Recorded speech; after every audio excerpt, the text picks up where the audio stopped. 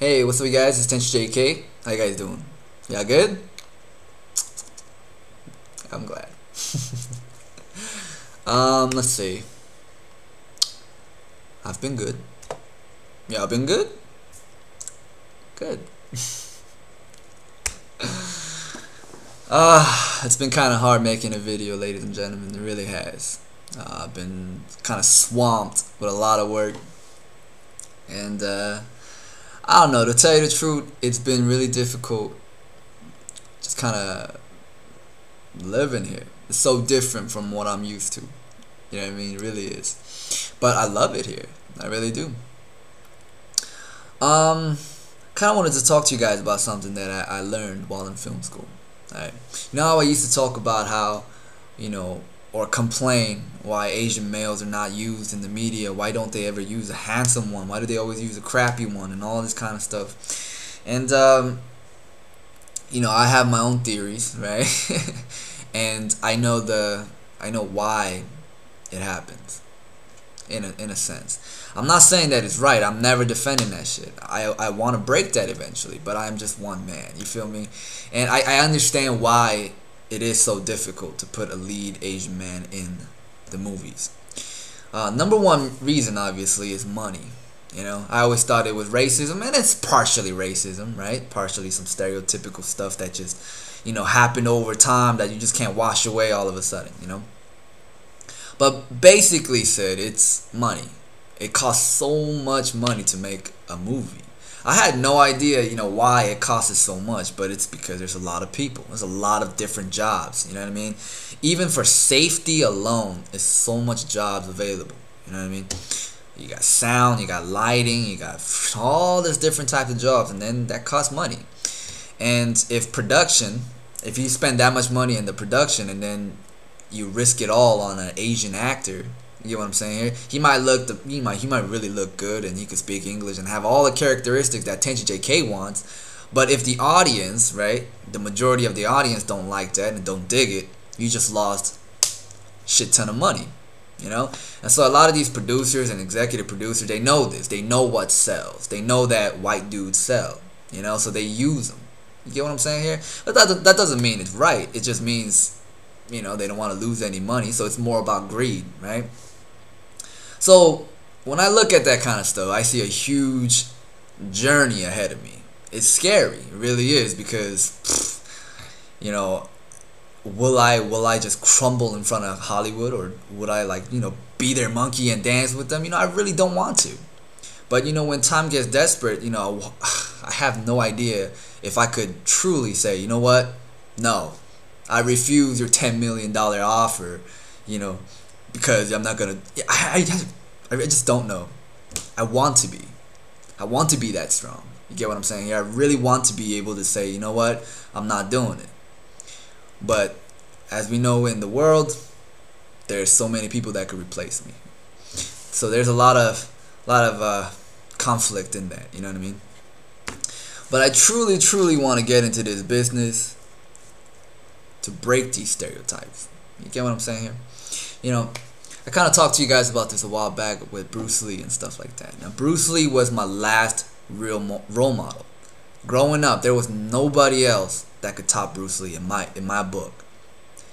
I mean, first, he was somebody I could relate to because he was Asian, right? He looked like me. And so when I saw him do his thing on the film, I had pride. I had confidence. I could walk around feeling happy, feeling confident about myself and my race, and I was proud of my race, and so on and so forth. But after he died, and he was replaced with just lesser Bruce Lees, like Jackie Chan, Jet Li, Chow Yun-fat, and so. They're just really not role model worthy for me. They could fight, they could do all these things, like I told you before. But see, I understand why Bruce Lee is dead now. I mean, he was murdered, by the way. There's a lot of, speculations and stuff like that, but he got murdered. Basically, if you see the movie Way of the Dragon, okay, now there's a last scene where Bruce Lee fights Chuck Norris. This is a very famous scene, okay. Now, this is the first time where it's so intimate, okay. There's an Asian man and a white man fighting to the death, right? It is very intimate. You get what I'm saying here? And finally, Bruce Lee, you know, beats the shit out of him, just completely. You know, you have this white man limping and hurting and dying, and just very gruesome scene, right, in front, and he's cowering in front of this Asian man, Bruce Lee. And now imagine an Asian person watching that movie, how empowering it is for him. You get what I'm saying here? Watching something like that is just like, damn, if Bruce Lee could do something like that, I could do something in real life. I could have the confidence to be something in real life, right? You could walk with your head held high and do all you got to do, right? And then they killed Bruce Lee after this movie. Boom. Coincidence? I don't know. You get what I'm saying here? It's kind of fishy. To me, it honestly feels like these executive producers or what have you, these rich people saw Bruce Lee and saw him as a threat. They realized that this guy could spark a flame to all different Asian Americans. You feel me here? And it'll kind of shift the power balance.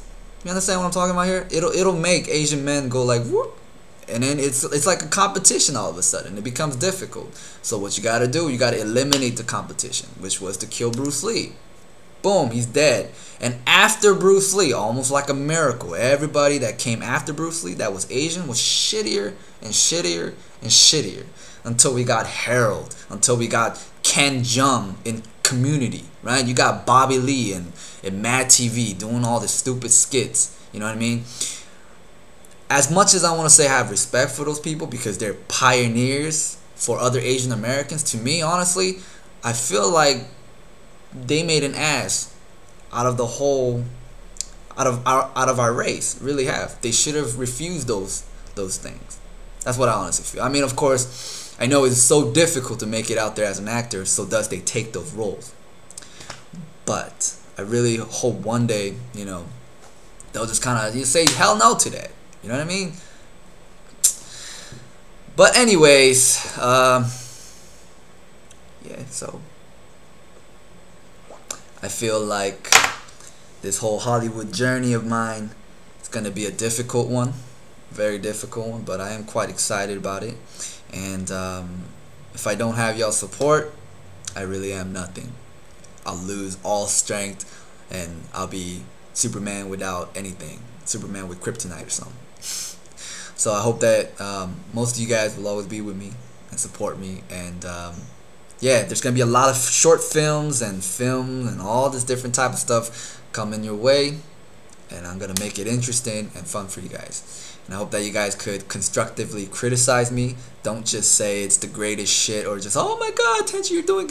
I love it, I do, but it doesn't help me as much. So if you guys could criticize me in a very constructive manner, I would appreciate it so very dearly. Okay? Anyways, love you guys very much. And I hope you guys the best in your life, in your school, your family, etc., etc. Okay? Love ya.